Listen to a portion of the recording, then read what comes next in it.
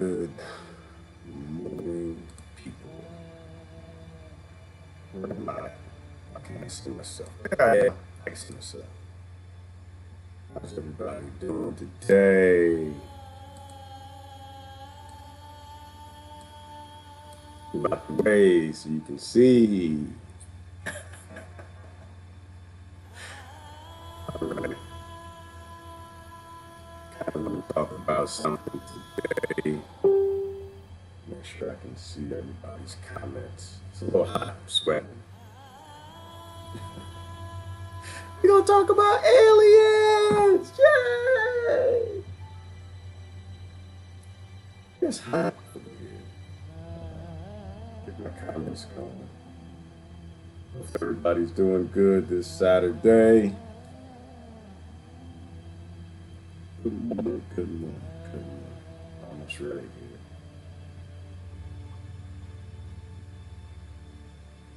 Here we go. So I got into a conversation.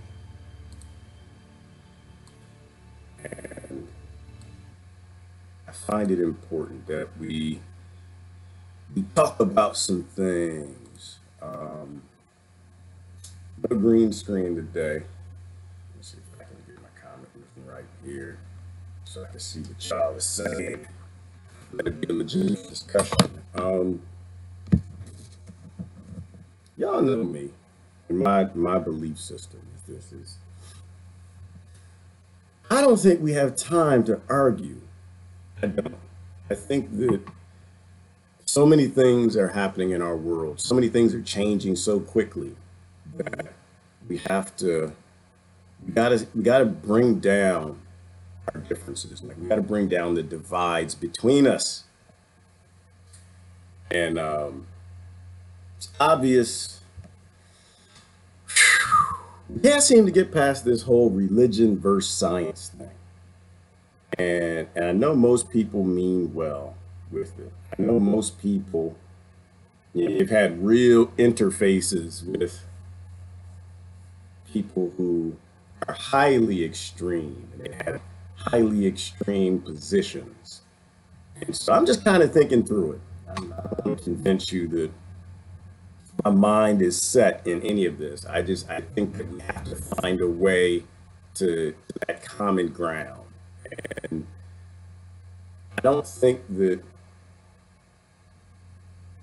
personally, I don't think science and religion are any different. I don't. I don't think that they're any different to people who are looking to uncover the truth of who we are, where we've come from, things like that, why we're here. And I guess I see it from my perspective that we all have our belief systems.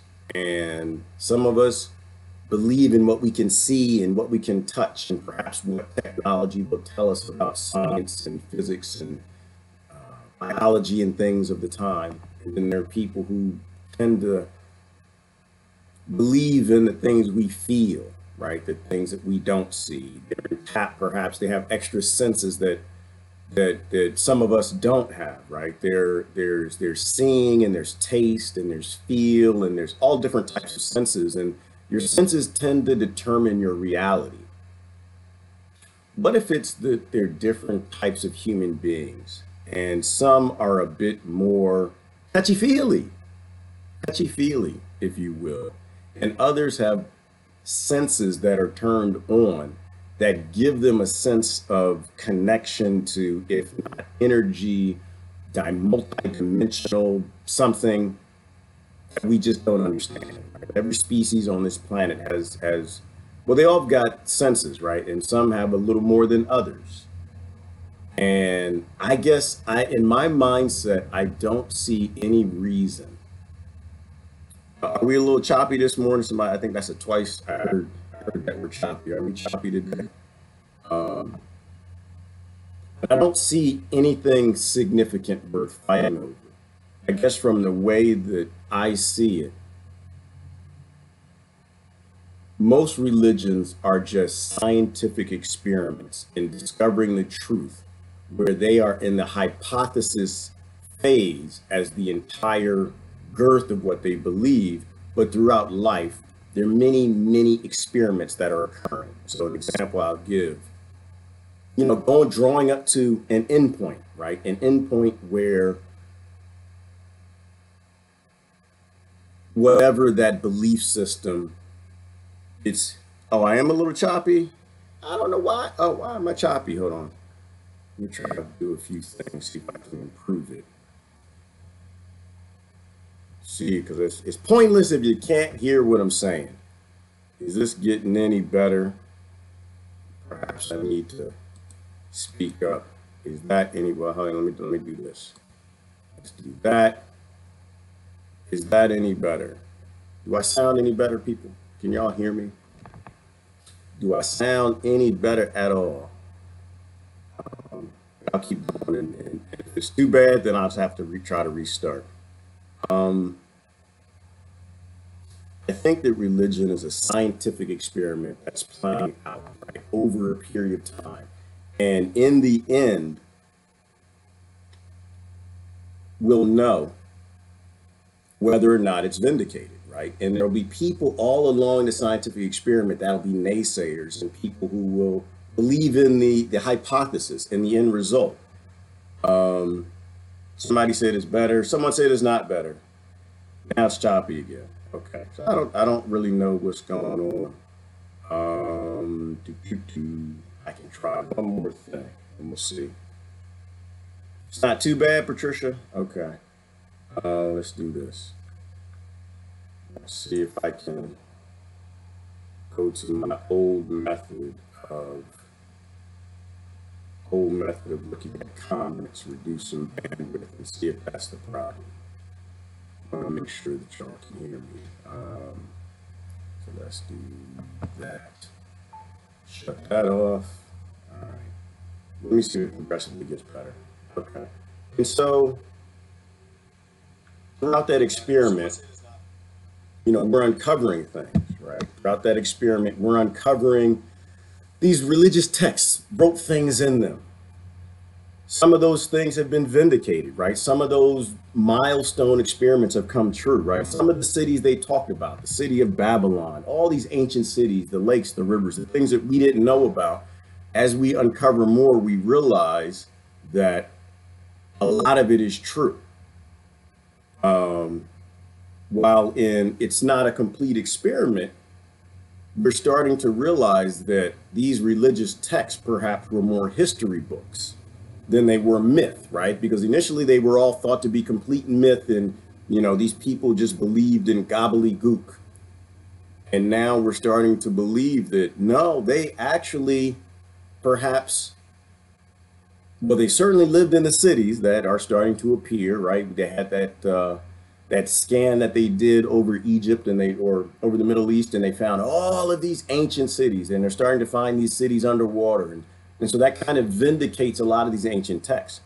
And I guess the way I see it also in terms of science, that experiment really hasn't played out either, right? I mean, it's over, or not science, but atheism, right? That's an experiment that's playing out too, right? We know that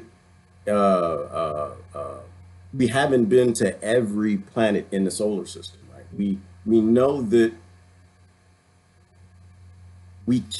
there's no empirical evidence that there aren't creatures that are not terrestrial, right? We haven't been there. We know that there isn't even a number for how many planets are in the Milky Way galaxy, right? There are 100 billion, million, trillion, gazillion. There's no mathematical number for it, let alone the infinite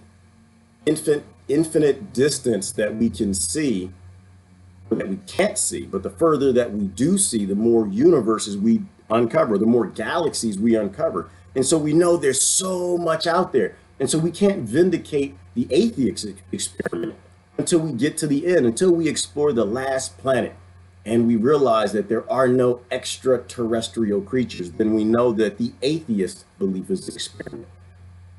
We know the religious beliefs are an experiment because for the most part, some of us, some of my friends see aliens. I haven't seen any yet. They haven't come, they didn't knock on my door yet. But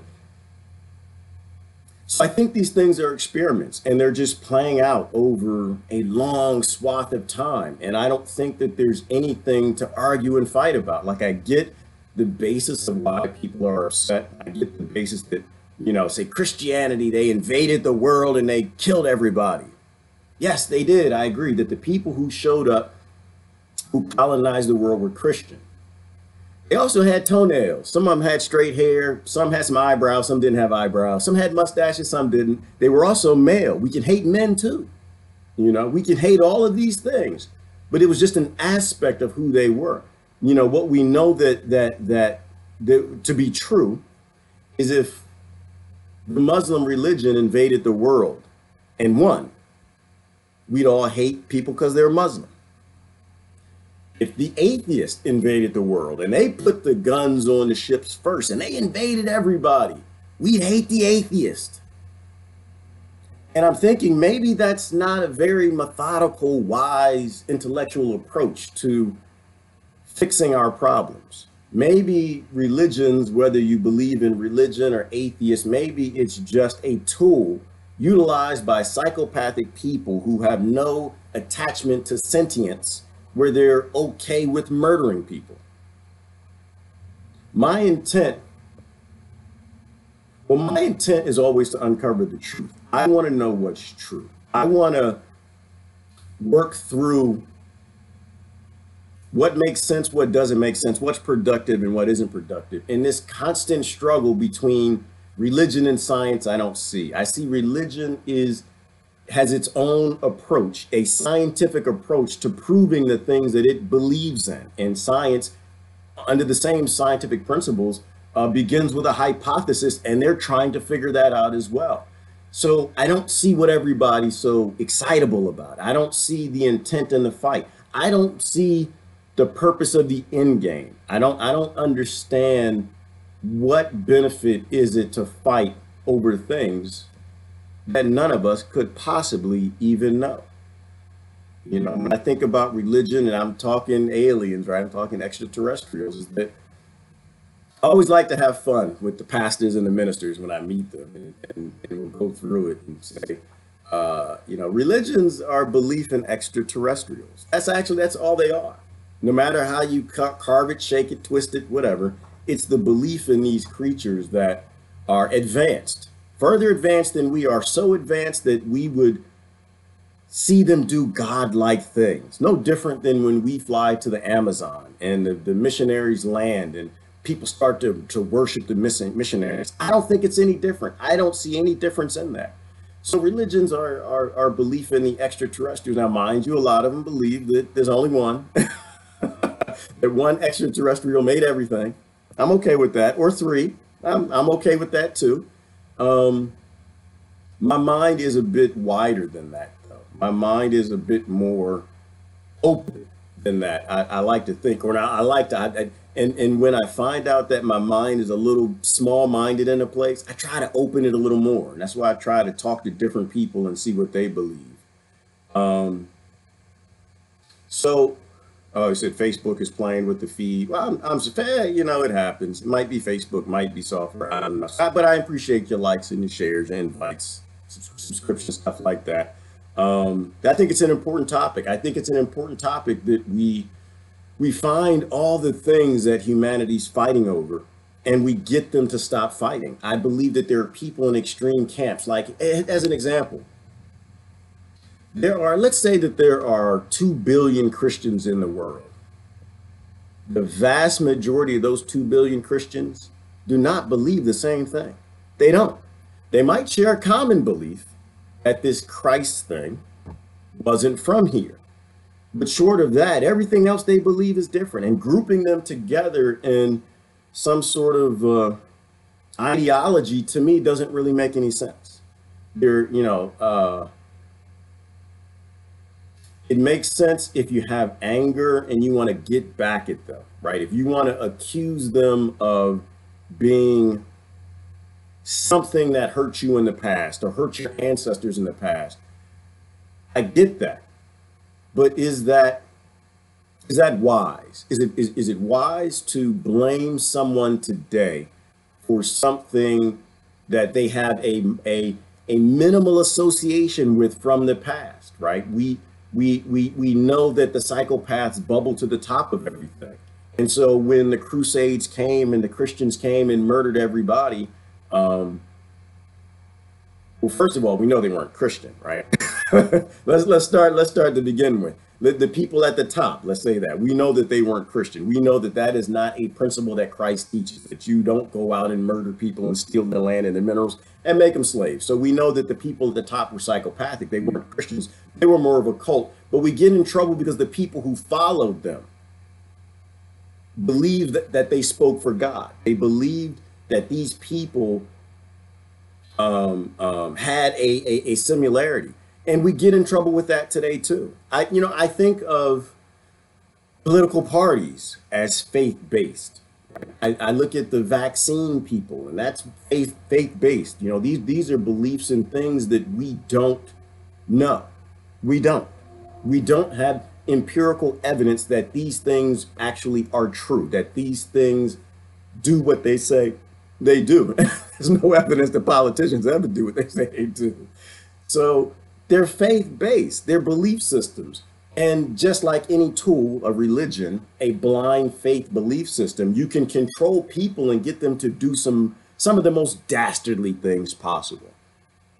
And so blaming the tool doesn't make a lot of sense. It doesn't solve anything. Like, what is the end game of blaming the tool? What is the end game of blaming atheism? What is the end game of hating them? What is the end game of hating Christians? What is the end game of hating Muslims? Will it do anything to fix the problem, which tends to be psychopathic people who take over all of these things and control people? Right? Like, so let's say that we hated the Christians to a point where we took them out of power. We got rid of the Christians. Yay! Now the Muslims are in control of everything. Do you think that the psychopaths that control Christianity right now would say, "Oh, well, we lost. We're going to stay with the Christians"? No, they're not. They're going to switch their faith. They're going to switch their God. They're going to switch their alien God to a different alien God, right? And they're going to take over the Muslim religion. And they're going to control. Let's say the atheists take over. Oh, darn Muslims, we get rid of them. Let's get rid of them. And put in the atheists. They control the world. They got all the tanks, the bombs, the guns, and the nukes. What are the psychopaths going to do? The ones who want to control everything. They're just going to swap. They're going to say, you know what? We don't believe in alien gods anymore. There's no alien gods. They don't exist. And then they become atheists, right? If we're not smart enough, or not, that's not the right word. If we're not open-minded enough to accept the fact that the same bad people, the same bad guys are always taking a new tool to control this planet, then we'll never focus on getting rid of them. Right? We'll keep getting rid of each other, but we won't get rid of the problem.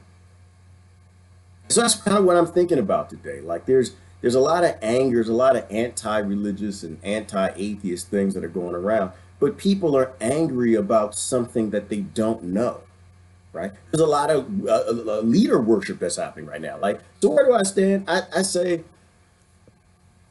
I am a Christian. I am a Christian because I believe this Christ thing isn't from this planet. I believe that it did things that human beings aren't supposed to do. It said that it was the Son of God. And I think God is just what God is to the Amazon jungle today. It's just a race of people, a species that has technologies that seem God-like. It just seems mystical and magical. They have flying machines. They get them and the propeller spins around. We can't do anything like that. We've never seen nothing like that. So they must be gods. And so I believe the accounts of Christ and that it was this creature or some creature worked through it. I'm okay with all of that. But to the extent that I will agree with killing somebody, invading somebody, not responding to Zionists killing children in Israel, not to know. I don't believe that. And this is why I'm saying that when you group all of these people from an association with the belief in some sort of creature from the past that came here and said things to some people and they wrote down what they saw, Um, I don't. For me, there's belief that we aren't the only thing in the universe. And you pick and choose which of those, I guess, gods or aliens have a philosophy that fits with what you feel or how you feel the world should go. But it all stops short of killing people. It all stops short at hurting people. It all stops short at going against the free will, you know, I think bottom line rule of thumb that makes everything work. So that's kind of what I'm thinking about today. I'm kind of, Lord said the gods must be crazy. The gods are crazy. They're crazy as all hell. Why? If the God, Lord, if the gods come here, they're crazy. They're all of them nuts. They're nut jobs. But I think we get lost in like accepting, to me, what I believe is fact. And that whatever these God things are, they came here long ago. They don't seem to be that interested in coming back for a while, and I have my speculation as to why. And it's a nonsensical debate to argue about what we can't prove or disprove, right? What is the saying? The evidence of absence isn't the absence of evidence, or the absence of evidence isn't the evidence of absence, right? There's nothing that we can do to prove these things. And so the worship of a belief system, whether it's being atheist, whether it's being Christian, whether it's being Muslim, Islam, whether it's being Democrat, Republican, whether it's being American, Russian, whether it's being Zionist, whatever. If we throw out the beliefs of these creatures that told us to basically behave, that's what they did. They just came into the daycare and said, y'all need to behave, gave you 10 commandments, don't kill people, don't murder people, don't do anything. Y'all behave, I'll be back. And they went to the grocery store. If we can't believe in the basics of behave, don't kill people, right? And we really don't believe in these God things. We don't believe in these aliens that came and said, y'all need to behave. We got something to go do. And I come back, y'all, I don't want y'all all dead and destroyed and blew up the earth because you were fighting and killing each other. And I told you not to.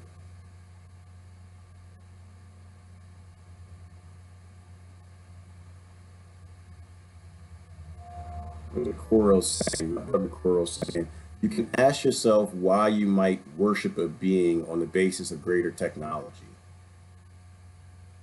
Well, Coral, so and that's a good question. That's a good question in terms of, well, what is worship? What is worship? Is worship a reverence for the technology, a reverence for the ability, or is worship a blind walking into doing anything that creature tells you to do? To me, worship is respecting of the ability, respecting of that technology, respecting of what that creature could do, whether it walk on water, parted seas, whatever it did. It's a respect and a reverence. If it actually created us, if it went and found the monkeys, got the monkey testicles, took 98% of the DNA, gave it some of its DNA, and made, rib, whatever, dust of the earth, however people want to describe it. If it did that, there should be immense respect. I think you can respect somebody to a point where it almost looks like worship. Right? So maybe it's a question in definition of what is worship. And I don't see any problem with that, short of willing to kill people, right? Short of the belief in a politician that I believe in this politician to a degree that it's okay to drone kill people, right? I believe in this politician to a degree that it's okay to invade and start wars. I believe in this politician because to me, that seems like worship. That seems, and this is why I'm thinking that everybody has a belief system. We don't like to call them belief systems because we don't want to associate with that word, if you're an atheist, but they're still belief systems. You believe, you almost worship somebody to a degree that you'll be okay with doing non-sentient activity, killing something because it says so. It says it's a good idea. So I think everybody believes something. Um, Let me see.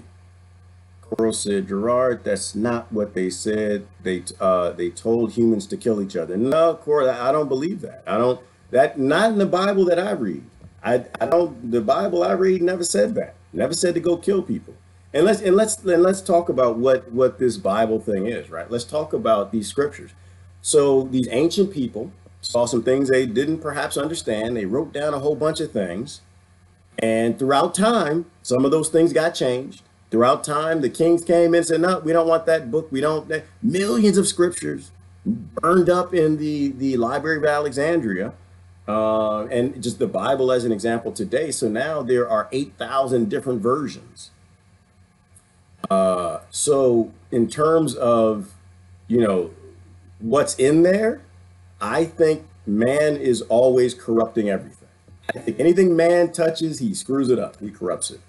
I don't believe that worshiping a book and worshiping scriptures is the worship or the reverence of that God thing. I think that's the worship and the reverence of the people or the categorization of certain scriptures that they chose to put in those books.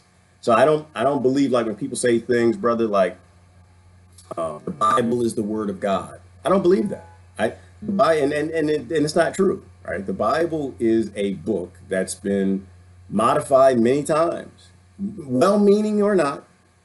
And to worship a book is a very dangerous thing, and especially if it's just a book of stories, right, where it talks about, you know, how God helped the Babylonians in their different wars. So the Bible I read, it said to "Thou shalt not kill," right? It gave 10 commandments. War is killing. You can't kill. If you are a believer in those 10 commandment things and whatever gave those 10 commandment things, that alien, you can't kill. It's off the table. It's done. So yeah. So any story in the Bible that talks about killing, it's a story. But as far as you going out and killing, or you supporting and getting behind anybody who kills, that's against whatever that God thing is telling you to do. So I think there's a big difference between somebody who's worshiping a book, an activity in the book, because a King James, or whoever put those things in there, or the hundreds of canonizations, categorized them and then translated them. You know, so that is, but see, and this is why it's important, I think, for people to talk about this. I think it's important for people to be able to talk to others who look into the history of their religion or their atheist beliefs to determine, well, what do you really believe? Because when you group people, like I believe all of this is always under a strategy of dividing up the human race to control it. And I think the human race is divided up on those lines. It's definitely divided up between the religions, and it's divided up, separated from the atheists. And that I know of, all those ancient creatures who came down and said to do things, they never said to go kill people.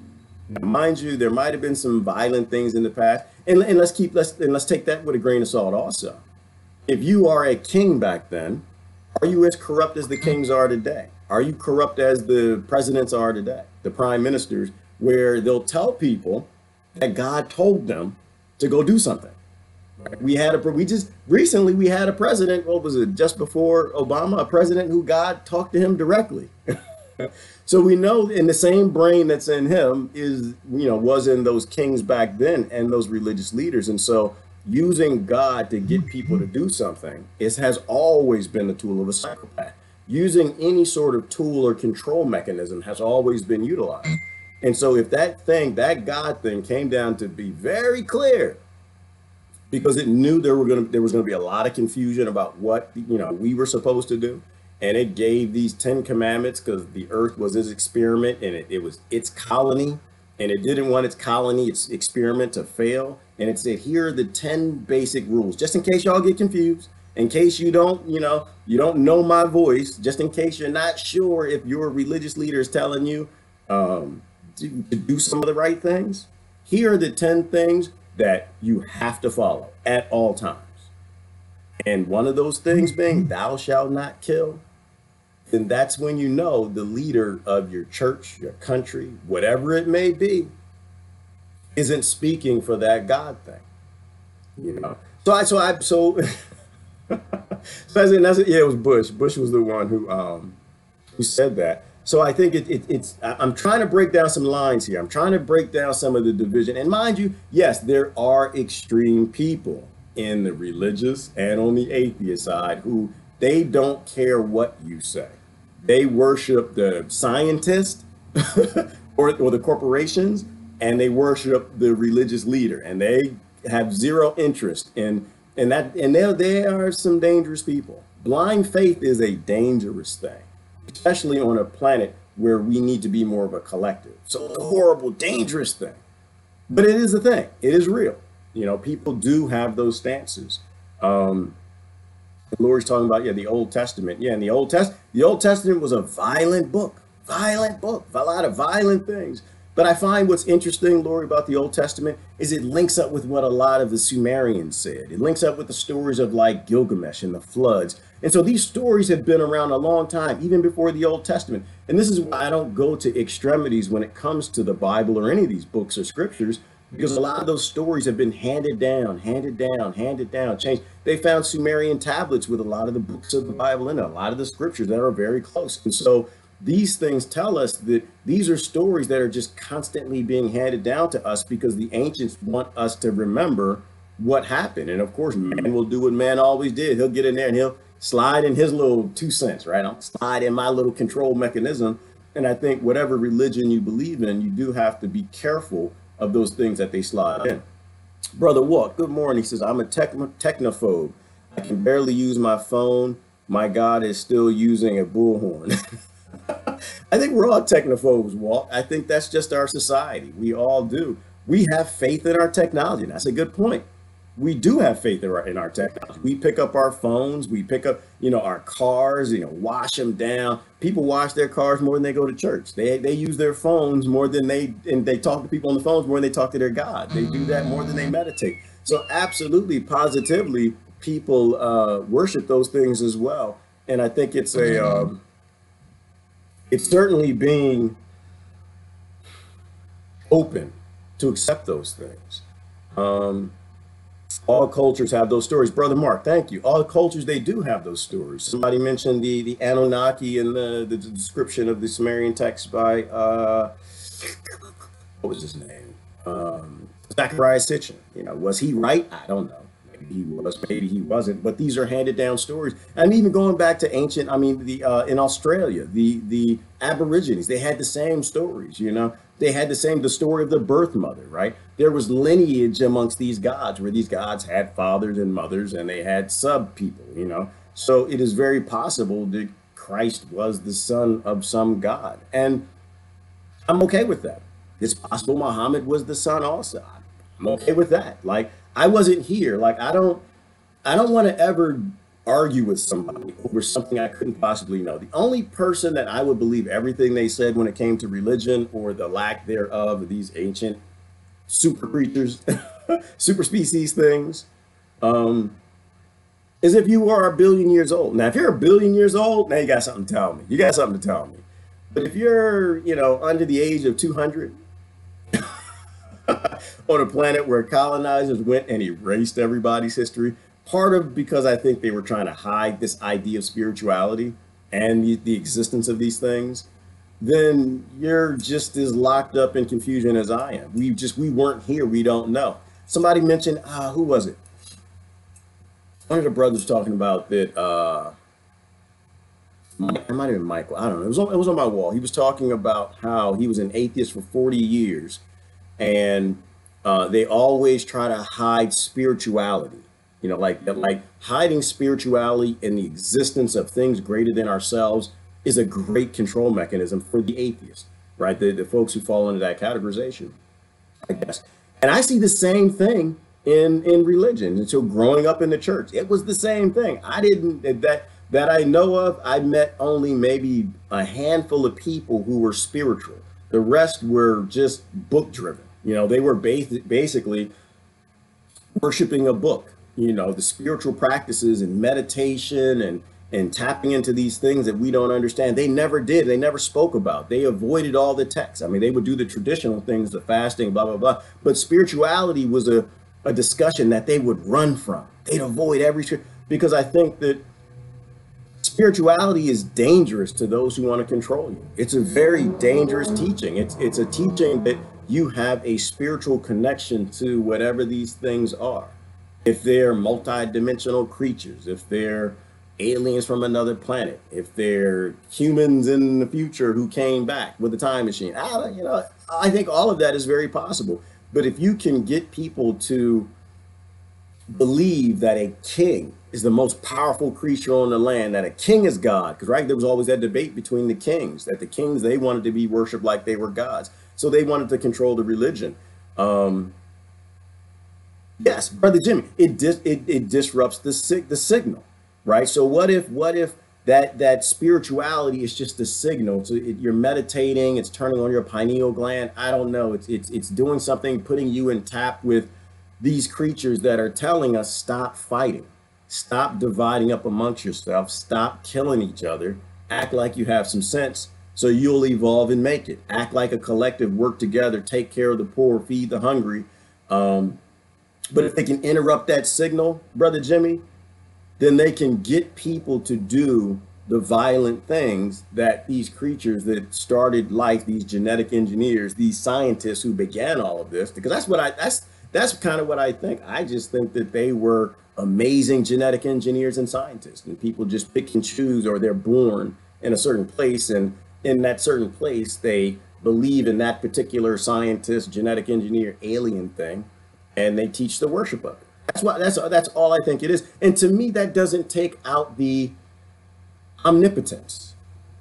It doesn't take out the righteousness. It doesn't take out the holiness of whatever these God things are. Like, I don't think there has to be a debate. I don't think the kings and the Lord should dictate to you what your God is. I don't think they should dictate to you what a God is. Right? Like, all of these things are control mechanisms, and they always have been. Going back to the beginning of time, they're always seeking to control us. And so I think these divisions between atheist and religion, I want it to stop. I say it has to stop. I don't tell people what to do. I would like for it to stop. I would like for the anger and the hatred that we know that are against us evolving as atheists or as religious people, and what the God thing, whether it's Mother Nature or God, we're not supposed to do these things. We're not supposed to hate each other. We're not supposed to murder each other. And we really shouldn't be fighting. We're supposed to be working together, building a collective, because that's the only way we get to make it. And so just as you get tired of this left and right fighting, and it gets old to watch people fight back and forth between atheism and religionism, and no one has any isms. No one was actually here. Nobody has a spaceship. Nobody was actually here to know what all this. But I think part of it, Jimmy, I think they want to cut off that signal. It's a good word. It's a good word. I like the word signal because it makes me think of quantum physics and our ability to tap into these signals that we know are true. Like, you got the Hadron Collider, and you've got all these experiments that are happening, that we're realizing that there is connectivity between cellular organisms that that make connections that we can't figure out, that transmit faster than the speed of light, which is what we can't seem. We never thought anything could go that fast. So we know quantum physics is a thing. We know that all these things are connected. And maybe that signal is where these God things species gets that omnipotence. Maybe that because they have this quantum physics, other dimensional signal with every cell in our bodies, that maybe that's why it said it knows everything. Maybe it controls everything. Maybe it does take over people. Right? Maybe there's oh man, what was that old? There's an old movie. It wasn't that old, but Denzel Washington was in it, where the demons were jumping from people to people to people. And there was another movie, K-Pax. Great movie. You guys should watch it, with Kevin Spacey's in it. Never mind. Maybe you shouldn't watch it. Well, you know what? You watch it. He didn't get any money, so you should watch it. Go watch it on YouTube or something. Don't pay for it. But I don't want to do a spoiler alert, but it was this idea that something, angels, demons, gods, whatever, that they actually could take over control of us and do certain things. And that makes me think of, from vast distances, other planets, other dimensions. And it makes me think of, the ancient texts when they talk about, possession, when people are possessed. One of the things the Catholic Church is doing now is they're opening up, I think it's like a new school for new classes for teaching possession, because more people are being possessed. Like, I think that's possible. It makes sense. We have the psychiatric wards where people see things and they do things. They don't remember doing them. They black out, whatever. It could be something in the brain. It could be a signal that they're utilizing to control us, right? We know MK Ultra was a thing. We know psychedelics are a thing. You know, people think that 5G is a means of controlling people, that it will allow, it's a certain wavelength that allows them to have a bit more control of your human brain, perhaps. We know these sonic weapon attacks are happening where these waves interfere with the human brain. Happened in Colombia, right? Was it Colombia where they chased the American diplomats out using some sort of a wave device? And it just happened again. I don't know. It was somewhere in, was it in Europe? It was just this week. There was another sonic weapon attack where they pulled their ambassador or the diplomat out because they were complaining that somebody was using something. And so maybe all of that's possible too. So I like that word, Brother Jimmy, signal. It's interesting. You know, if you can control that signal that tells people that there's something greater than themselves, that there's a whole universe to discover and uncover, you know, and that's our tap into spirituality, then if you want to be a god as a king or a president or prime minister or colonizer, your goal is to delete all of that. Your goal when you get to South America and you meet these Mayans and you meet these Aztecs and you get to Australia, you meet the Aborigines and you meet all of these, the Native Americans in North America, and they believe in spirituality and they believe in a connection to these things, you want to delete it. Like if there was an obvious intent of the people who colonized this world to erase history, and they did it for control. And it might not be, well, it definitely was to disconnect people from any sort of signal, religion, belief that they would have. Because belief is a powerful thing. People will do a lot of things for a belief, right? They'll do a lot of things if they feel that they have that signal and they're being told to do something. Good morning, Jewel, Suzanne. They also left us as the planet care as the caretakers of the planet. They're going to be disappointed when they come back. Another good point, you know, Susan, is that they left us and maybe they're trying to stay in contact with us to remind us, you know, you're not supposed to be killing, raping, and murdering everything on the planet. You're not supposed to destroy the environment. That it started us here in some sort of a Garden of Eden. It came here, the rock was empty because Mars was destroyed and it wanted to start life on Earth, and you know, plants could just, it was just at a temperature where the plants could get growing, and so it brought these seeds and planted things and did some sort of a geoengineering thing where it bubbled up the water from the oceans in the earth to the surface and planted a garden, called it the Garden of Eden, and put us here and said, take care of everything, because if you don't take care of this environment, when the whole planet becomes a garden, you're gonna die. If you don't take care of the bees, if you don't take care of if you aren't, what do they call it, Susan, stewards of the planet. And so this is why I think spirituality is so important. As an atheist or a religious person, I think that you need to really consider the idea that maybe we aren't the only thing in this universe, that this universe is a pretty big daggone place, and that it is a, like the theoretical physicists say, it is a mathematical impossibility that there's not intelligent life out there. And if there's intelligent life out there and it's billions of years old, eventually, yeah, it would figure out how to get here, whether it's through wormholes or, I don't think it would be like gas powered engines or anything. And how I think that's possible, because the vast distances of space. Imagine just what we've done in the last 500 years. In the last 500 years, we've broken down the vast distances of everything. Right? It used to be a vast distance to go 20 towns over. It used to be a vast distance to go to the end of a continent. Now, then was a vast distance to actually go to another continent. You know, now we're circumnavigating the Earth. It was a vast distance between us and the moon. Did that. Vast distance between us and what's the furthest planet we've been to? Is it our Ceres or Pluto, pseudo planet? We've done all of that. And so if we always develop technology that gets us to those vast distances, then I think other creatures could too. And especially if they're like billions of years old, of course they would eventually figure out a way to make it here. So I find that highly interesting. Look up the Voice of God weapon. All right, Andrea, I'll have to take a look at that. I don't know anything about the Voice of God weapon. Good morning, Kathy. The movies and TV shows always tell us what the government's going to do. Kathy, you're right, and it's kind of scary. It's kind of scary. It's kind of scary. Well, it's scary in a good way.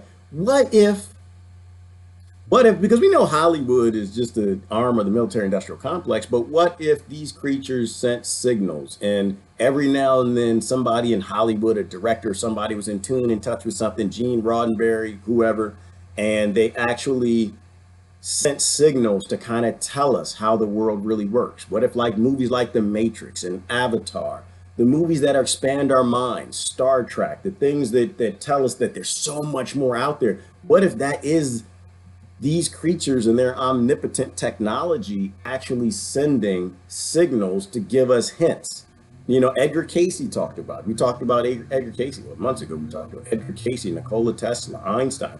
These were people who said that they closed their eyes and had solutions. They went to sleep, had solutions. They, you know, when we went into these sleep states and people talk about the pineal gland and how the DMT comes out of the pineal gland and it tunes us in with things. You know, what if those were there? Wait, Kathy, you know, send me down the avenue. Like, what if those are the religious texts of the day? What if movies are the new scriptures? What if these are the ways that Abraham and these people used to interact with the aliens? It's kind of happening the same way today. And the same thing with Edgar Casey and the same thing with movie producers is they're injecting ideas into our heads to kind of evolve us and continue. It's like the kid with the ant colony. The kid doesn't want the ant colony to die, so he's constantly trying to help it and move it along and plant ideas in it and cultivate it. And I see religion as that. I think religion is just a cultivating, not the dogma of religion, but religion, it's cultivating our minds to help walk us into the right direction. Again, not all the stories in the Bible and the Gita and the Quran and these books, the Mahabharata, but the basic, the bare bone basics, the 10 commandments, what you're not supposed to do. Don't do these things. Everything else is good, but as long as you follow these simple rules, because that's what I would do. I mean, if I were a god, some genetic engineering, ancient species, I wouldn't give you anything complex as a massive Bible. I wouldn't do that. It's too much. Your brain too small. You're too stupid. Yeah. Your brain you're not on my level. I would make it very simple, stupid. Think about like a father to their child or a mother to their child. They don't make the rules complex. They make the rules very simple. They write them on a sheet of paper and they put it on the refrigerator. These are the simple rules. Now, things down the road can become complex, and we can add things to them and take them away in different situations and circumstances. We do something different, violate the rule, whatever. But you have these basic guidelines for how to exist on this planet, in this experiment, in this colony, so that it continues to move forward. So I think that's spot on, Kathy. I think you nailed it. I think that these creatures always are still talking, whatever it is, they're still talking. But I think it's powerful and it's controlling to convince the planet, a religion, that these creatures aren't talking anymore. They've said all that they got to say, and the king modified the scriptures to the way they wanted it to be, and now I control you. That creature can't come back and remind you, no, follow the 10 commandments. Don't follow the Zionists. Don't follow this. Don't follow that. Or clarify, when I said the Jews were the chosen people, what I meant, they were chosen to make the leavened bread. They were chosen for this. Or, you know, like, we can't continue to get that update. We got Windows 3.1 and we were detached from spirituality, and now we can't get the next Windows. And so we're locked back in ancient beliefs. And this is why I like to say all the time, the golden rule is we just don't know. That's the golden rule.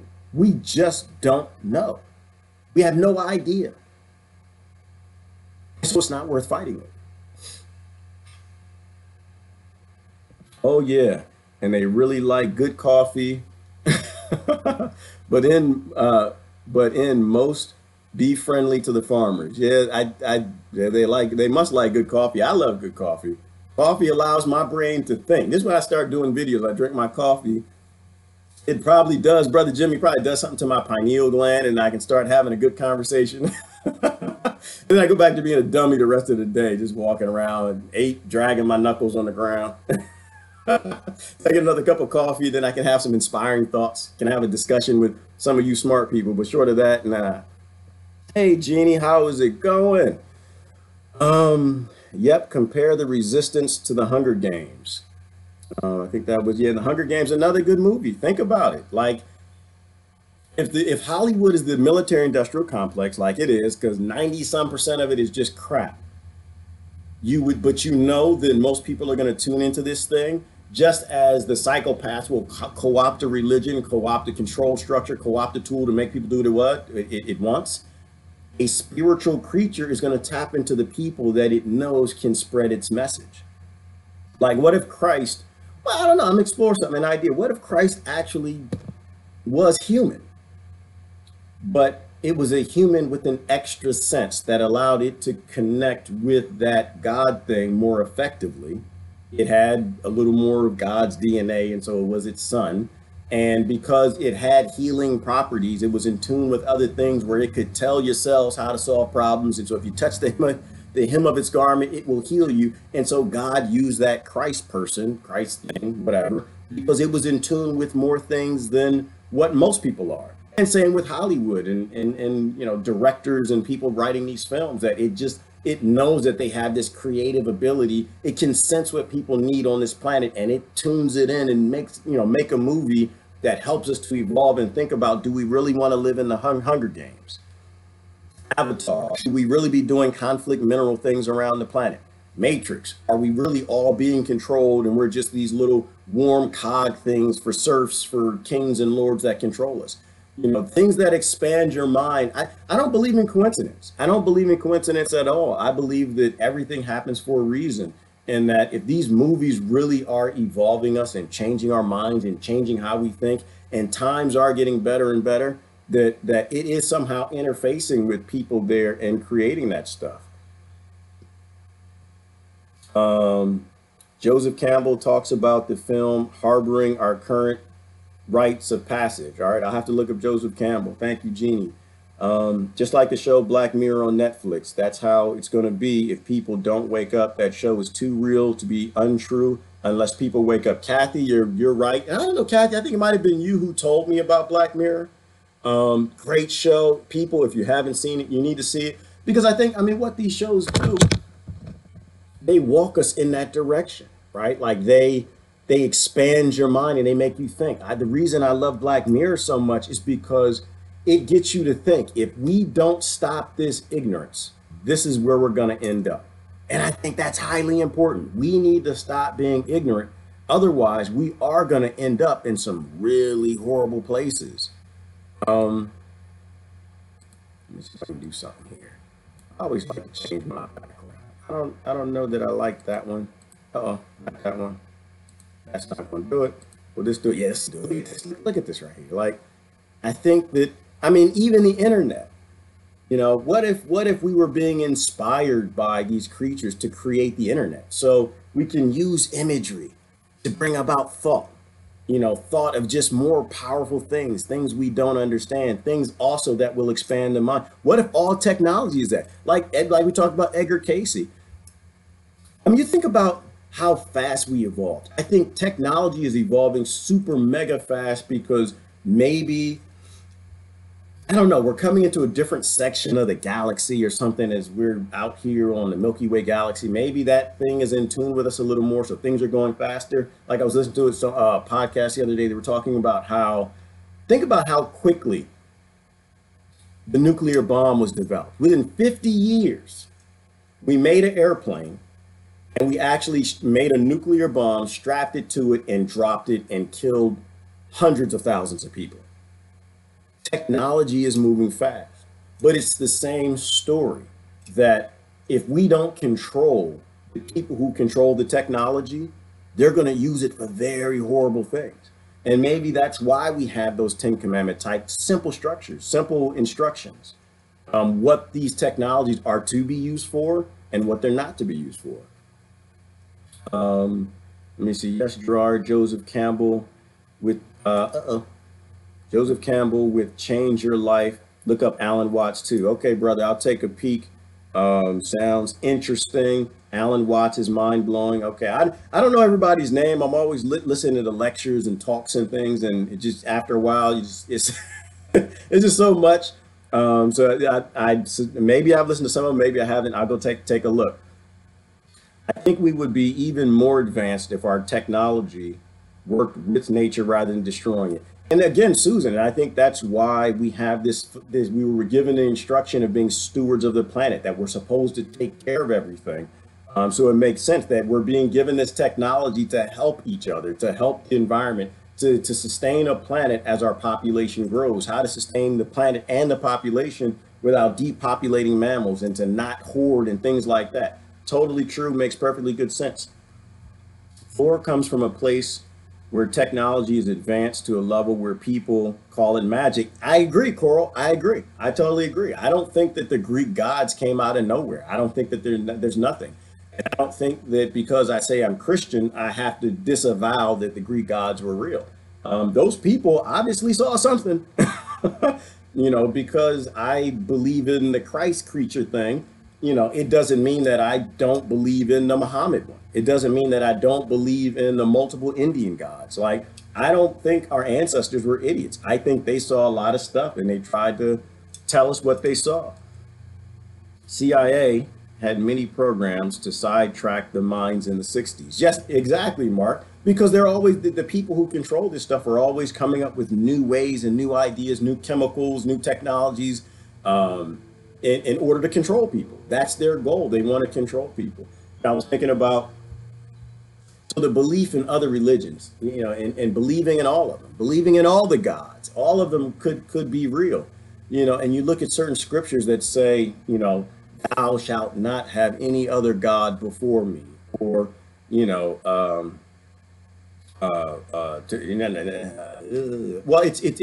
that scripture alone says that there are other gods. To me, is what it says, that there are other gods, and you're not supposed to put other gods before him.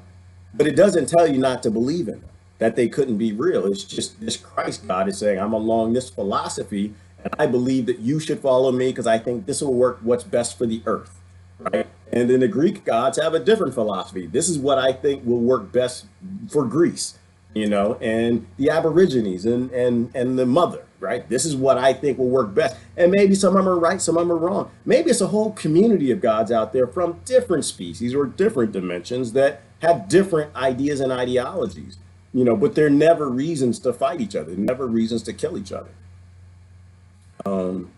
Jeannie said, Power of Myth broken into series clips by Joseph Campbell. Yeah, Jeannie, I'm so behind y'all. If y'all haven't made a friend of Jeannie, make a friend of Jeannie. I'm so behind in my Jeannie education. She's giving me like 20 different videos to watch. So I'm working my way down the list. It's a whole lot. Very true. The government is hoarding technology, trying to play God. Coral, yes. And I think they've always done that. I think that is their strategy. I do believe that there's a difference between being an atheist and not believing in God, and a difference in being the government who tries to pretend they are your God, right? Big difference. Like a lot of the fat preachers in Texas right now that are telling people it's a good idea to murder these Palestinian kids. There's a lot of leaders who really, they don't believe in God at all. They actually think that they are God. And that's what we got to be careful with. You always got to be careful when someone is trying to convince you to go kill somebody. The more I see, the more I'm convinced that Netflix sold their soul to the devil. Their programming is all violence, sex, and murder. Kathy, I don't know. I think Hollywood is that. I think most of Hollywood is violence, sex, and murder. But as bad as Hollywood is and Netflix is and these things are, there's always good there. There is a scripture that says, God meant it for, Satan meant it for evil, but God meant it for good. I think most things, Satan, governments, psychopaths, people who want to control everything, they mean these things for evil, and they inflict a lot of evil in them. But in all of it, they're still powerful control devices. That God things, the spirits, whatever they are, they're still multidimensional creatures. They're still in tune with controlling the people in those positions to still put just enough good in there to make it worth it. Like I'm not a big Netflix person per se in their programming, but I won't get rid of my membership because of shows like The Black Mirror, right? There are mind expansion shows. And the thing that I really love about Netflix now, Kathy, is that now they're pulling in movies from the UK. Now they're pulling in movies from India. They're pulling in movies from China. Now, mind you, got to read subtext on a lot of them, but it's expanding our minds even more to not just what the directors in America think and what they're in tune with, but also what the directors from around the world are. So there's awesome programs that are coming out of the different countries. Like one of the one that helped expand my mind was out of the UK. It was called Luther. Loved it. I loved it. It was a great show. Not because of the storyline. There's always something deeper than the storyline. It was about a police officer, Eldris. Is it Eldris Ibra? I don't know anybody's name. Eldris Ibra, where he was a police officer in the UK. And it's great for Americans to watch because it takes you through how policing works there, right? Where they've got their SWAT team that has guns, but then you have most police that don't. And it was just amazing to like watch, even though it's a narrative and a script, but to watch a police officer go in and deal with people like they're people. Powerful, powerful. You know, to go in and sit down and discuss with people the problem they're having. You're having a domestic violence situation. Let's talk about this. You want to jump off the building? You know, let's have a conversation. You're angry with these people, you know, and of course they have a gun and you call the SWAT and the guys have guns, but it was a great show. And I think it's mind expanding. I think Netflix and Hollywood and the internet are like any other tool. You know, you can use them for evil things or you can use them for good. You can watch the sex, the violence and the nonsense, or you can tune into the really powerful things that help us to evolve and then infect our community, our nation with the positive things out of there. And so that was one of the powerful things I got from that show is when you really look at what police become when they don't have guns, they go back to being extreme intellectuals and professionals in psychology, staying alive, obviously, but in dealing with people like they're people. Right? When you have a gun, when your police force has guns, you don't have to treat people like they're people. You can treat them like they're dogs, whether they're old ladies, young people, kids. You get on the ground. You're not a human being. Get on the ground. Right? I've got this gun. I will kill you unless you do what I tell you to do. You know, so I think these things are just tools, you know, but you probably have to be somewhat in tune with positive things to pick and choose the positivity to take out of the internet where you're just not watching all the pornographic websites and accepting friend requests from all the AIs, big breasted, six pack, whatever. And you're actually, you know, like I actually go through every friend request I get. And the crazy thing is I deny more than I accept because I want to be friends with people. Well, first of all, they're people. They're not AI, and they're not robots, and they're not trolls, but people who have deep concepts, things that I can learn from, right? And, you know, if I denied your friend request, I apologize. That was not my intent. My intent is I look at a person's wall, and I want to know, can I learn from them? Are they saying things that I disagree with? Are they being respectful? You know, is it naked people all over their wall? You know, is it just violent? And I accept friend request on that basis. And so it's just, Netflix is a tool like Hollywood is a tool. Forced worship. Coral, I don't know what you're talking about. Forced worship. I don't know that you can force anybody to worship anything. Can you? I think you can force people to do things, but I don't think you can force them to worship. Good example. Good example. All right, good example. Why people hate Christians. Which is they shouldn't, y'all shouldn't, but a good example. You know, the people who invaded the world were Christian, and they weren't in tune with the fact that the people leading them were psychopathic, murderer, bloodlust killers. And then when those people began to write laws, they once again still ignored what that God thing told them, right? The God thing told them, I'm giving all creatures free will. Right? It's not your job to force them to do anything. It's not your job to force them to worship me. It's not your job to beat them over the head and make them like me. You know, if you're an evangelical, I hope you really understand what I'm saying. I hope you really read the scripture and understand what it's saying. Like we were talking about, what would Jesus do, dummy? WJDDD. What would Jesus do, dummy? Did Jesus go and write any laws to force other people to worship it? No, it didn't. Did it tell its people who were following it to go to Caesar and to get laws for gun control? No, it didn't. Did it force people to go for abortion? No, it didn't. Did it force people to go write laws and force other people to live the way that they felt that they should live, to worship it? No, it didn't. And so I don't think it's a Christian activity, and it's certainly not an act of somebody who is doing what Christ did to go get laws to force people to worship what they worship. Christ never told them to do that. They did that because the psychopathic men who control everything, who want to force other people into living that lifestyle or worshiping that thing, did. And guess what the blowback was? The blowback was people hate Christians, hate them. I deal with it all the time. They hate them. You know, which is why I try to show people who I am, and that maybe I don't exactly mimic the people that they hate. People hate Chris. Why? Because you took their freedom. You took the free will that God gave them, right? If this God creature created everybody and said, y'all go off that way, created homosexuals, created all different types of people. I'm not sure if I'm supposed to use that word. Things change so much. And you begin to force on them what you believe because a man said it, not because Christ said it. And so that's why people hate the Christian religion, which has nothing to do with Christ, because Christ never said to go do that. People come up with their own things. It's a psychopathic control mechanism. But you have to know the religion, and you got to know what's in the actual scriptures and text. But you also got to take them with a grain of salt, I think, for you to even see that. But fall back on those basic principles. God made everybody. His genetic engineer, scientist, you know, whether it's Muhammad, Allah, Buddha, whatever you want to call it. And it said, leave them alone. It said, I give them free will to go live their lifestyle. And the people who took over everything decided they didn't give a damn what that God thing said about everybody else's free will. And they sought to force everybody else to worship the way they worship.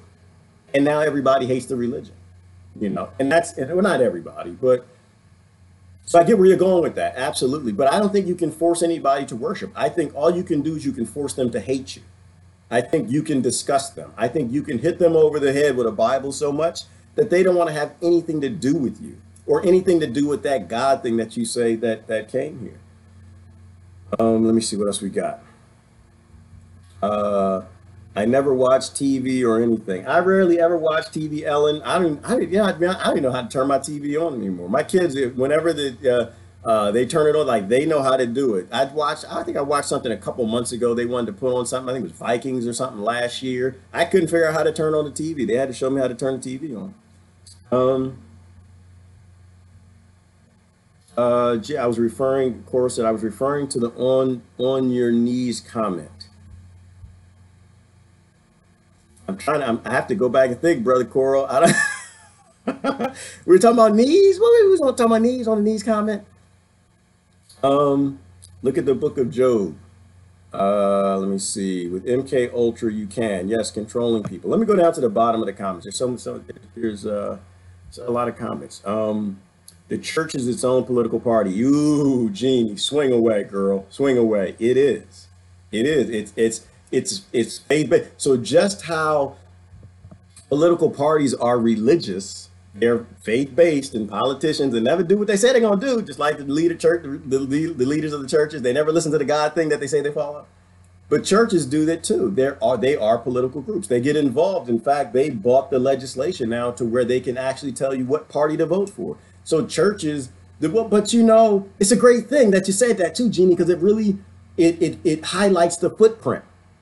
That the psychopaths that are in control of the political parties and the countries and the banks and the big corporations are the exact same psychopaths in control of the churches. And that's a good example of the footprint. They're doing what each other does. They always have a means of trying to control people with force. Absolutely, positively. Forced worship on your knees. Well, yeah, they try to, Coral. They try to force you on your knees, and they try to do the forced worship. But I think it all relates. It all relates, which is why I went that direction with it, is there is that mindset of trying to force people, and you'll never force people. You'll never force them. People would rather strap bombs to their chest and go blow you up than be forced. They'd go on their knees and be shot. Weak people, I think, will give in and let go of that. But I think that's another damning thing about spirituality. If you actually believe that this isn't it, that this life, when you die, that that's it and there's nothing else, then people can scare you into worship. They can scare you into doing what they want. But if you're a believer that there's more than this, which is probably why they erased spirituality from religion and it never was in atheism, I guess, it's because they can control you. If people aren't scared of you, then they don't care. They'll go on their knees, you can shoot them. They'll strap a bomb to your chest and they'll blow themselves up. They're believers. The person that controls structures really have to fight. The real domestic terrorist is the people who know that this life isn't it. You can take this life, but it's like that talk where they talked about how when man developed a fear for its life, it really stopped being as powerful as animals, right? Like you think about the grizzly bear and how the mother will take on another massive grizzly bear and die to protect its cubs. We lost that ability because we had fear. Once we had fear for losing our lives, we were controllable. But before that, we operated on a different set of principles of protecting the next generation. And so I think that spirituality is definitely something that they fear because neither control structure on either side wants you thinking about being spiritual or being in contact with any sort of other powerful discussion with anything other than it. Very deep, interesting, very interesting. Political party loyalty is the opium of the people. It is, Alan. It is definitely the opium of the people. People are drugged by political parties. They are drugged by ideology. They are drugged by religions. They're drugged by atheism. They are drugged into doing really, really stupid things, just like if you were on opium. Love it. I'll go with it. I stopped watching after 24/7 Gulf War was available. Oh, it was too surreal for me. I'm not sure what you said. Oh, just television. Yeah, Jeannie, if that's what you're saying, I believe that if we're evolved eventually, that in a time of war, we won't have entertainment. Like, this is what I honestly believe. I think that if your nation is currently murdering people, killing people, I don't think you should have any entertainment. Like, you think about how the Coliseums were used. Hollywood is a Coliseum. NFL, football, sports, all these things are Coliseums. They get people happy. They make them cheering. They're distractionary, right? They give them a sense of pride and nationalism, and they get them to look away from the commandments of what any of these creatures tried to give to the people, right? So that makes perfectly good sense to me that if in times of war, the people who are paying for that war, the people behind it, they should be totally focused on the horrible things that they're doing and not entertained into normalizing like this is okay. And that's what TV to a degree it does. It makes us okay with things we shouldn't be okay with. It makes us okay with things that spirituality signal, Christ, Jesus, Buddha, God thing, whatever, told us that we should never be okay with. Ellen said Ireland has legalized abortion finally. And that's a tight topic, Ellen. That's highly debated. I had different positions on it, Ellen, as I do today. I'd be a hypocrite if I didn't stick to my belief system that God gave people free will. And it's up to them to decide what they need to do. And God was very clear on that. So the idea, once again, in the Roman days, there were abortions. Did Christ go to Caesar and get a law from Caesar to stop people from having abortions? No, Christ didn't. And that's why people back then loved Christ. Christ went to go sit down with the hookers. Christ went to go sit down with the tax collectors. Christ Christ didn't force. It's like what who was it? Brother Emmer said the other day. Deep, still sticking with me. He said, if what you have is so good, you don't have to force it on people. Christ didn't force anything on anybody. If your religion is true as an evangelical, conservative, Muslim, whatever, then you don't need to force that on other people. When you got to force it, it's because what you have is foul, it's corrupt, it's not pure. If your laws are good, you don't need to force people to do them. They'll follow them because they're good laws to follow. So I totally agree with that. It makes perfectly good sense. And that's my stance on it is something God gave everybody self-determination. Who am I to take it away? I don't care what the pastor or the minister has to say. They're just meant. I don't care what God has to say and what God did. What did Jesus do, dummy? WJDDD. Jesus didn't tell anybody to go do anything. That is a manism. That is men trying to control other people. And if you really believe in this Christ God thing, then you're not going to take that from anybody else, and you're not going to support that. Doesn't matter how, I know, but abortion, it's an emotional topic. I get it, but you got to have faith. And all of this world is unfolding the way it's supposed to when you do the things you're supposed to. When you don't do the things you're supposed to, the world does not go the way. And so while you think that going and fighting for abortion laws, it's going to help save lives, in the end, it could destroy the planet. It could take everything from the division, anger, and hate that you have. You could be pushing, how many hundreds of millions of people did you push away from your religion because you tried to force people to be like you? God gave people these rules and said, leave them alone for reasons we don't understand. Keep in mind, we have a finite brain. It has an infinite brain. It has a bigger plan and a bigger scope of things. We don't even know what life is. If you're an anti-abortion person, we don't even know what life is. So who are we to make a decision for God to force other people to do what we think? God may not care. For God, life might not be nothing. Like you abort a baby, it's like, oh, it's nothing. Boop. It may take it and pop it in another person. It may take it, pop it in. It may be using that, for greater things. We just don't know, which is why, again, we can't be extreme in ideologies. And like Coral said, you can't force people to worship what you worship because you don't even know what you worship. Christ did not allow, Sister Deborah coming with it. Y'all see that? Go on, Deborah. Christ did not allow moneylenders to remain in the temple. He was not so calm or peaceful on all occasions. Right. And that was one of the few times Christ flipped out. He kirked out, flipped out, got angry, perhaps. Why? Because Christ,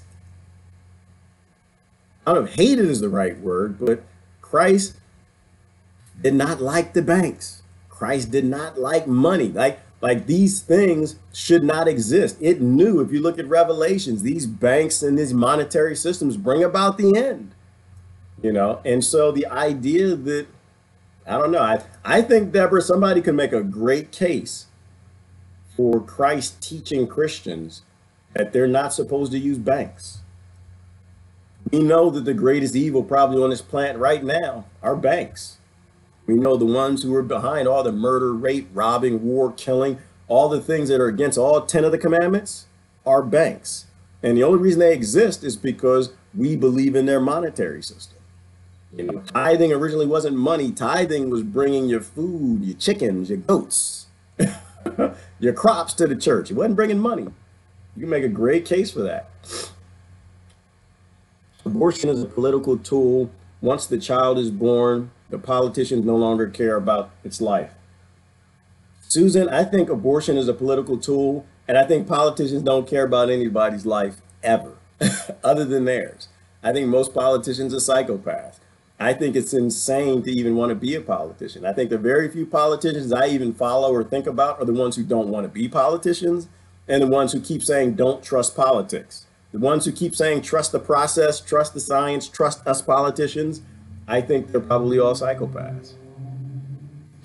But they come up with these different tools. They come up with these different topics. They come up with things that are emotional that get people debating, fighting, and scared because they're means of controlling people. It's easier to control somebody if you can get them scared. It's easy to control somebody if you can convince them that a God thing said something, right? And so I think that's why they do it. Well, I know that's why they do it, you know. So I look at what they say and I keep in mind that God has not had nothing ever to do with legislation. And so anytime anyone's trying to convince me that I should stand here or do this because I'm Christian, I realize that's somebody that's trying to control me. That's somebody who's trying to get me perhaps to do something that that God alien thing didn't want me to do.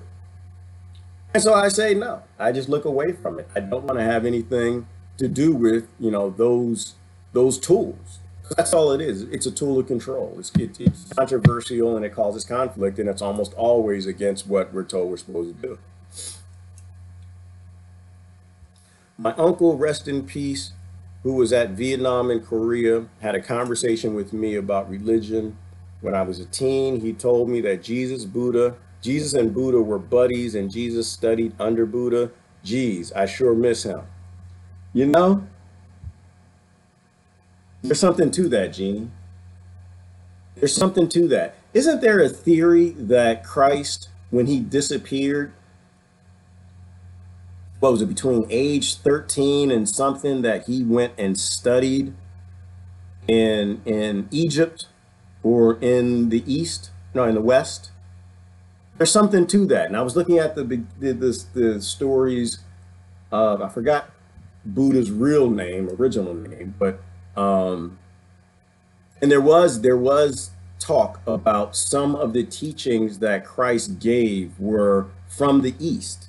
Right? Like there was actually a footprint or a fingerprint in some of those teachings that were obviously from the East. So it's very possible.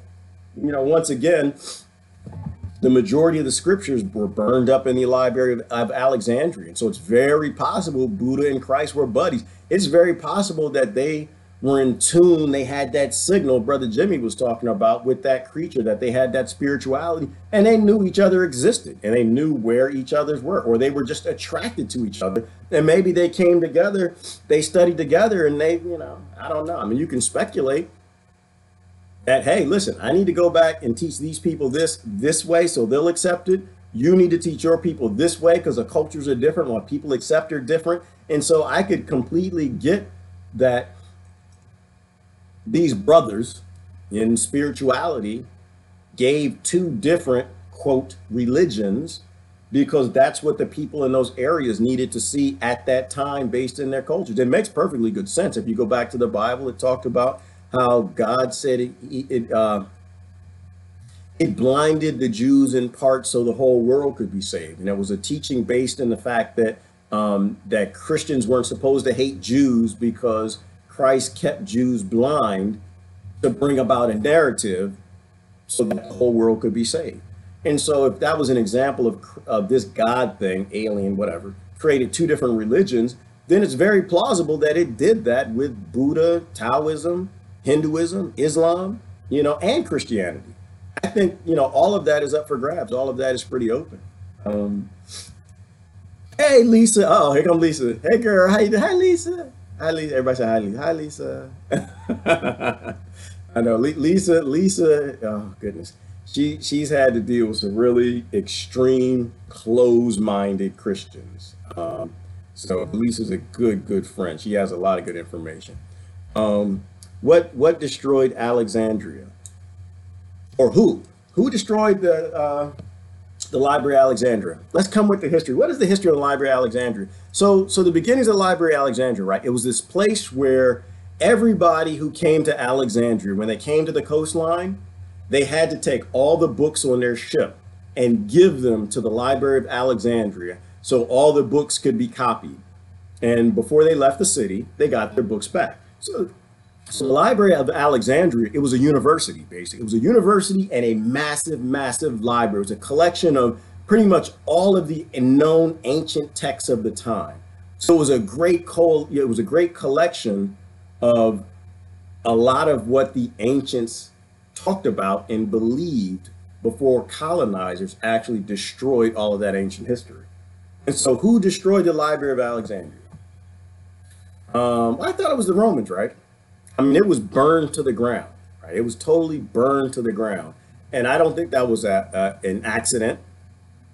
Some people speculate that a lot of the books were taken and they were taken to the Vatican, and that they're hiding a lot of the books in the Vatican. These ancient books that talk about spirituality and the connection and all these things that brought about the religions.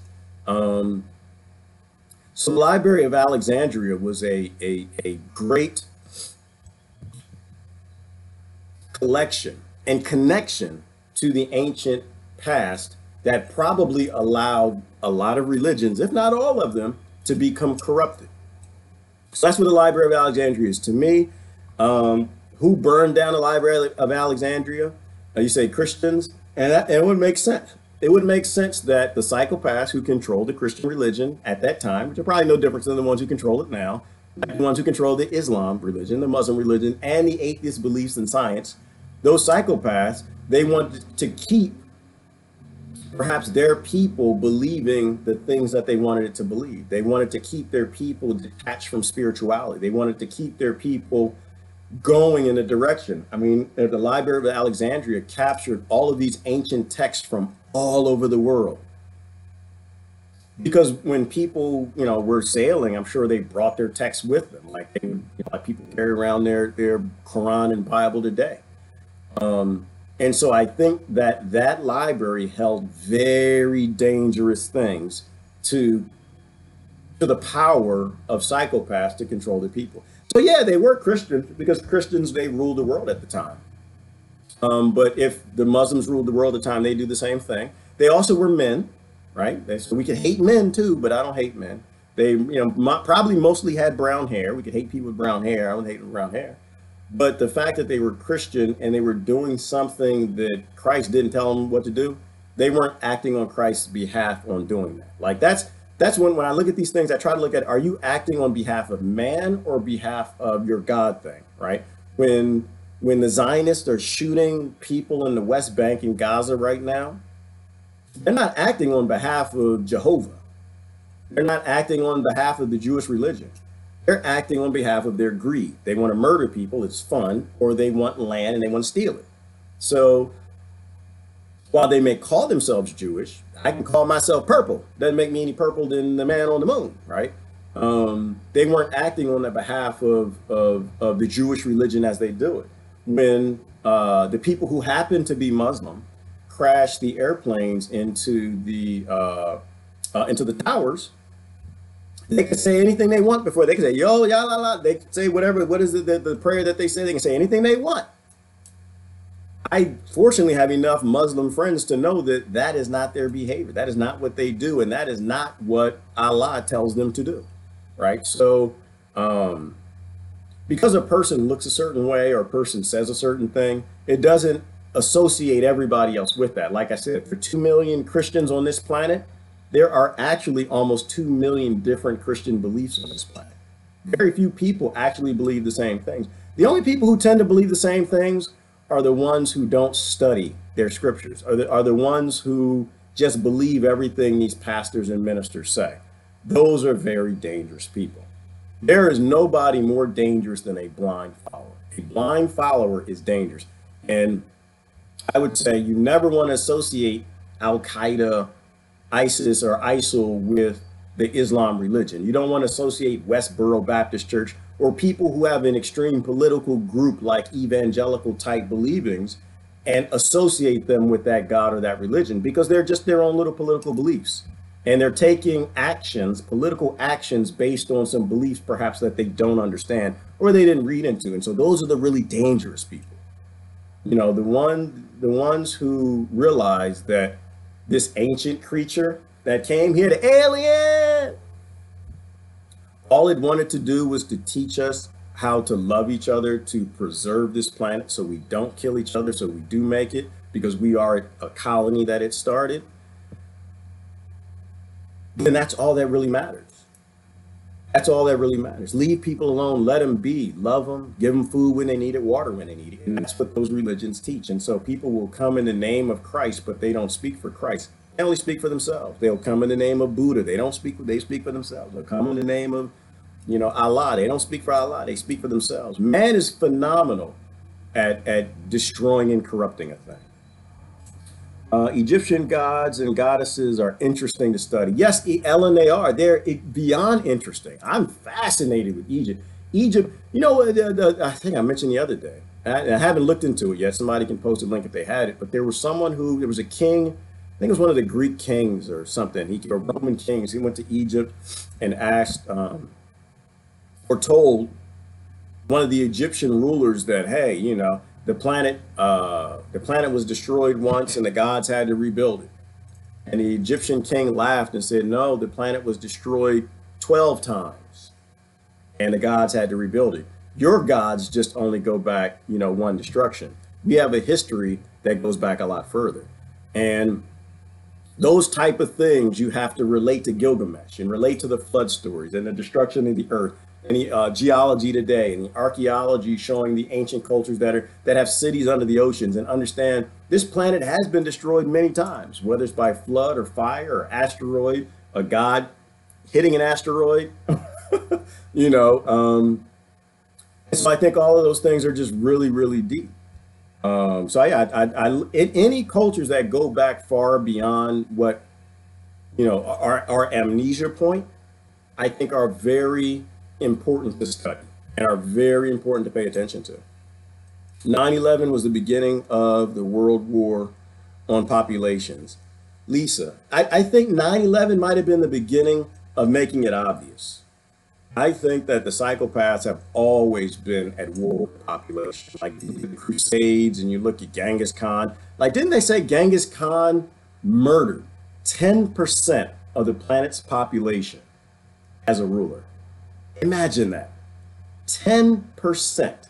He killed off 10% of people in the world. So I think the psychopaths have always trying to reduce the population, you know, for whatever reason. But I think 9/11 in our modern time was the most obvious point, that their intent is to kill, destroy, steal land and minerals, and dominate, totally dominate. Yes, foreign and domestic, absolutely. Birth of propaganda to me, yes, Mark, it was definitely the birth of propaganda. Hey, Carrie, it's actually awesome to study those ancient gods. It is, Carrie, and I think we were told to. I think if you look at the ancient text, one of the scriptures says, study to show thyself approved. It didn't say study the Bible. It said study to show thyself approved. So if you want to show yourself approved, if you want to actually know what's going on, you got to study. And it also said in Jeremiah, I think it was, that there are a lot of ancient things, or a lot of secrets that won't be revealed to the end of time. And I think that a lot of those secrets might be that there are gods everywhere. There's a whole bunch of gods, a whole bunch of species of gods. They were all here trying to keep us going. They had my nose is itchy. They had a federation of planets that said, you know what, we can't interfere with the dumb humans, but we can send them thoughts we can send them movies. We can spiritually connect with them and tell them to do this and do things that help them to survive, teach them to be a collective, teach them to not divide up and fight. And that's kind of what I'm talking about today, which is we got to stop fighting over religions. We got to stop fighting between atheists and Christianity. We got to stop fighting between religion and science. To me, if you have an open mind, they are all precisely the exact same thing. There's no difference. Either you are a person who seeks to know the truth, or you're a person that isn't. You have an open mind and you want to know the truth. You look at every source of data, whether it's science, another religion, ancient texts, your text, what people have to say today, people in tune with spirituality, energy, whatever today. You either seek the truth, or you just want to be a part of a gang. And I don't want to be a part of a gang. That's why like I said, I'm Christian, but I'm kind of I'm a little disassociated a little bit from conservatives and evangelicals, because they don't believe we might believe a lot of the same things, but they're not doing what God told them to do. They're not doing what Jesus did. They're doing what their leaders tell them to do.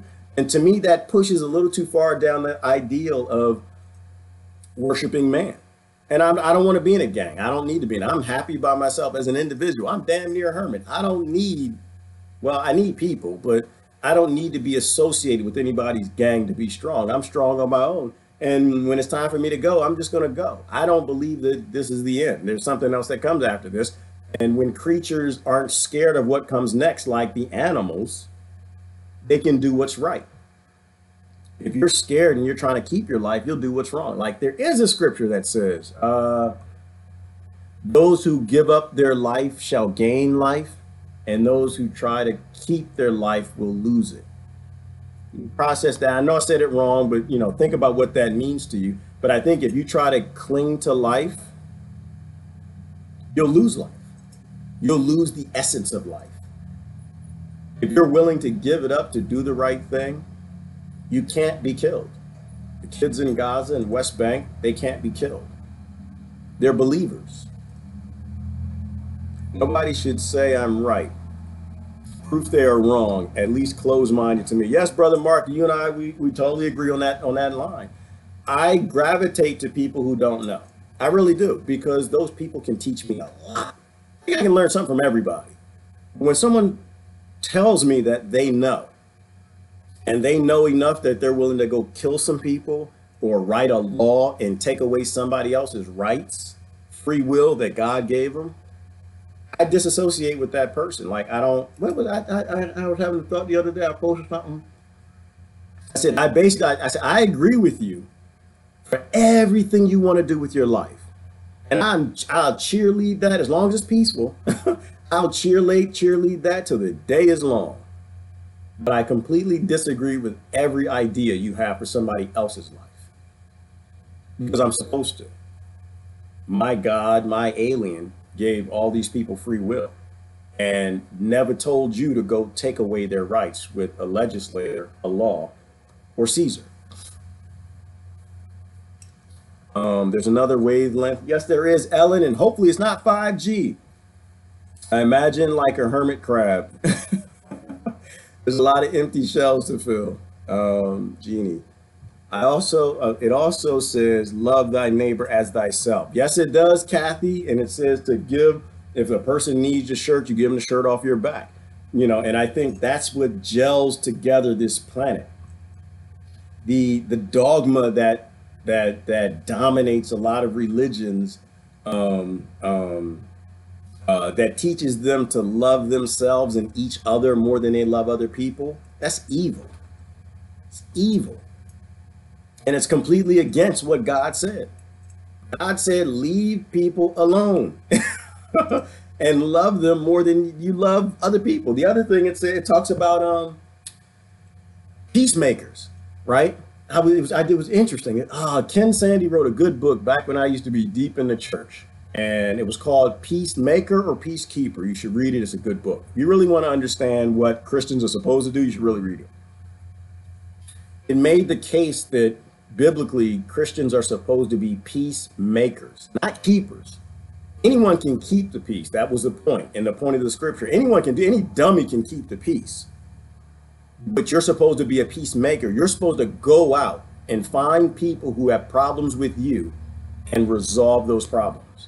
You're not supposed to sit back. And that gets down to loving your neighbor more than yourself. If your neighbor has trouble with you, you're supposed to go out and make the peace. You're not supposed to sit back, well, I'm gonna wait till they come to me. No. You're not supposed to be out telling people what to do and starting war with them because you're supporting legislation to force them to do something. This world works when you leave people alone. The world destabilizes and falls apart when you stop listening to your gods and you start listening to men who pretend they speak for your gods. I don't know where this talk is going. It's crazy what happens. Aliens come here in the past, they show up in the ships and they write down what they write down what they saw and created all these religions. And I don't know why do people can't see that? I don't know why people can't see that that's what happened. It boggles my mind, and I'm confused. To maybe somebody could tell me, anyone who, if you look at astrophysicists and what they're saying about life in the universe, why do people not see that that's what happened? that ancients came here, some sort of extraterrestrial, or they were in the planet, they came from another planet, came from another dimension, I don't know where they came from. Humans going in the future, but that all these people across the entire planet, hundreds of thousands of people who saw all this crazy stuff come out of the sky and started worshiping these creatures.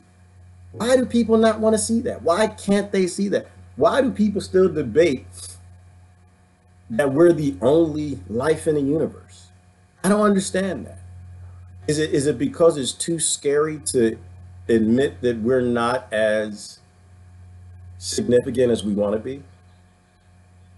I don't think that because there's life all out there makes us insignificant. I think if anything, it just makes us a part of a whole. It proves that there really are no aliens, that we're all related anyway, that we all come from the same origin. We all have maybe a few chromosomes in common, no matter what planet you come from. Critical thinkers are not welcome in organized religions. No, Mary, they're not. They don't want they don't want your critical thought. They don't want your alienism. They don't want you to call them extraterrestrial worshipers. They don't want none of that. They don't have nothing to do with you. Which is why I actually, again, I'm pretty distant. I'm a little distant from the church because I see the church doing what Revelations talked about, which was there was going to be this great falling away of the church from God. And maybe that's not recent events. Maybe the church really never was that close to God. Maybe man was always making it up as they go. So no, critical thinkers aren't allowed there. And I seldom go places where critical thought's not allowed. I'm always thinking, if you can't tell, I'm drinking coffee and I'm just thinking stuff, changing my mind, thinking, trying to figure things out, talking to my friends, trying to figure something new. And if I can't have critical thought, if my critical thought can't come with me and we can't talk about it openly, pastor, minister, I don't need to be there. I don't need to be there. I don't necessarily think there's anything beyond, but I'm still not afraid. I'm part of evolution. It was happening before me and will continue to happen beyond me. That's enough. Brother Gown. And I'm okay with that. I'm good with that. And that's powerful. Powerful statement. I think that we all have these sensory devices, eyes, nose, mouth, ear, pineal gland, whatever. And some people are in tap with some things, others aren't. And I think that it all is a perfect chorus. I think that it all works together well. I think it's all designed together. And so, I think trying to convince other people to believe something that you don't have sensory input for, I think it's a mistake. Like, I don't think I have sensory input for all the energy and all the stuff that people talk about, but I'm okay with it. I think the goal is to listen to whatever these ancient things, thoughts, whatever said, which was to not argue, not fuss and fight, and be okay with what everybody else is, not try to change anybody. The world is designed a certain way. It'll work the way it's supposed to. It'll unfold as it's supposed to, unless you're an idiot and you're out there causing trouble, telling people what to do and how to live. I have to do the last couple comments and I'm gonna have to shut down. I'm getting hot back here. I'm on the sun porch. I actually have some gardening I gotta go do. But we started off a good discussion this morning, so I kind of wanted to come on and give you some of my thoughts. Sometimes it scares people when I say, "Oh, I'm Christian." Don't be scared of that. I don't think Christian is what the popular belief of it is, and that everybody believes different things, and that this is one topic that we got to stop fighting over and we got to stop dividing up over. You know, the Catholic Church is looking up at the sky for a reason, right? One of the most expensive telescopes going right now is in the Catholic Church, is in Arizona, and it's spent looking up millions of dollars just to look up at the stars. And it's not because they don't see nothing. It's because they probably got a text in the Vatican somewhere that explains something that they don't want to tell people. And it wasn't the Archbishop that came out a few years ago and said, if aliens exist, they're our brethren. I think they're preparing people for stuff. DMT should be prescribed, or DMT should be prescribed to those with a fear of dying.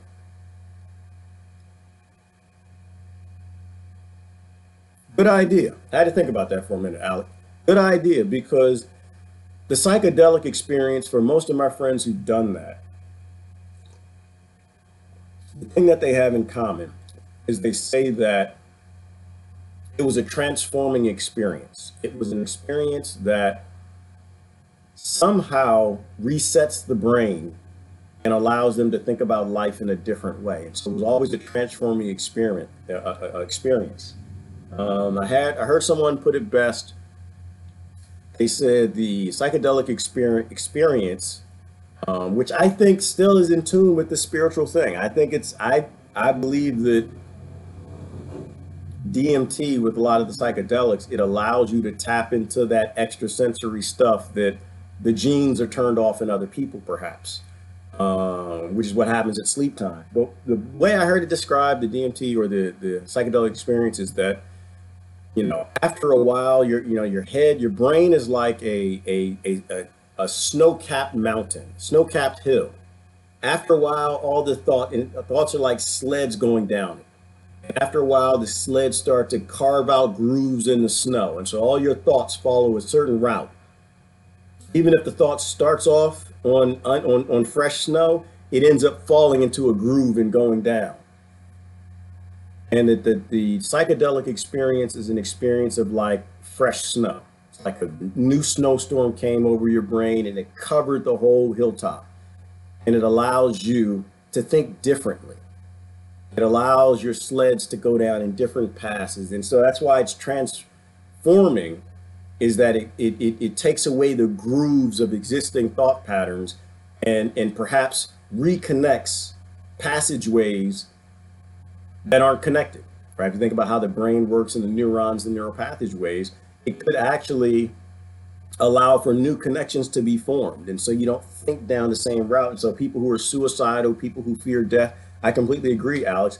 I think that probably everyone should consider that at some point in time with someone who knows what they're doing.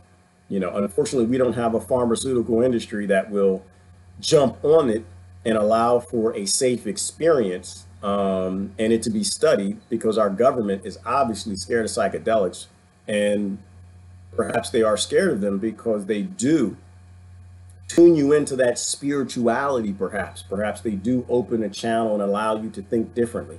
Perhaps they do undo some of the indoctrinated patterns of sleds going down the hill in certain grooves, and it allows you to think outside the box. And I think there's probably nothing more dangerous than people who think outside the box. And I certainly know that people who think outside the box are significantly harder to control.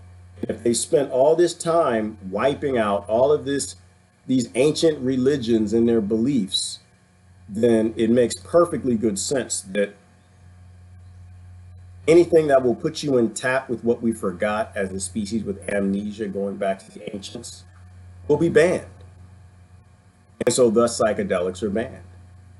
And I think Jeannie put it another good way. Psychedelics are a reboot, which makes perfectly good sense. Anything the bad guys tell y'all to do, it's probably what you should be doing. And the fact that they banned psychedelics and they put all those people in prison, I think that probably was a good hint of the things that allow people to get their power back. So I've never done don't know anything about it, but I know a little bit about it. I have a lot of friends that do. All right, well, I'm gonna have to get going. So listen, it was a good conversation. Thank you for people for joining in.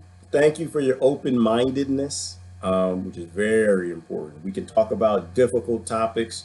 And you have to go back, watch the beginning if you want to get the whole thing. The whole basis is that we have to stop arguing. We have to stop dividing. We have to stop letting things divide us. And I think when we start to look up at the leadership of all of our religions, our groups, our politics, our national groups, whatever, they're pretty much run all by people who want to lie to you, control you, and force you to do things that keep them in power. And it's my belief completely that we have to get away from these type of people and the things that control us. You got to become you, whoever you are. You have to think the way that your brain wants to think, and you should be sharing that with us. And when you do that, this planet will go the way it's supposed to go. It will evolve how it was intended to by the aliens, by the aliens that came here, or the transdimensional humans, or the humans from the future, or the multidimensional creatures, or the fungi that form pathways all over the planet that now control all of our brains and everything that's going on. Whatever that is, I'm okay with all of that. But you definitely always want to do the opposite of whatever those who want to control you are telling you to do. Just one thing I think we need to stop fighting on, you guys. But anyway, I got to get running. Listen, y'all have a wonderful day. Good hanging out with you. Love y'all to death. Keep talking. Keep dialoguing. Bye-bye.